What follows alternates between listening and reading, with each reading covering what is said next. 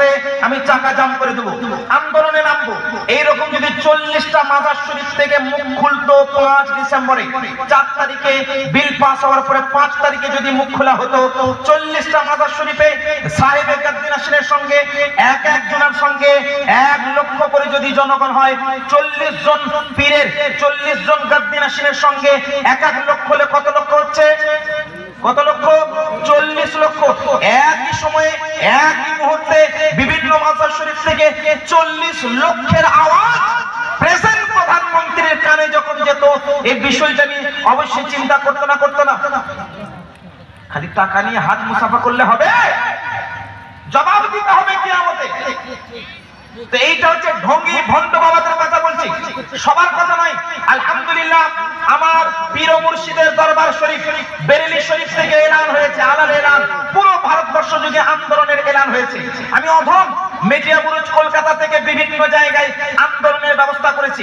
যেখানে প্রোগ্রামে গেছে, আমার বক্তব্য শুরু করার আগে আন্দোলনের এলান করেছি। কেন? ইট ইজ রেসপন্সিবিলিটি, এটা আমাদের সবার দায়িত্ব। কারণ আমি আপনি যদি এ নিয়ে না বলি, কে বলবে? এটা দরকার আছে না? বলবে না হুজুর, হুজুর হোয়াট ক্যান আই ডু? আমরা কি করতে পারি?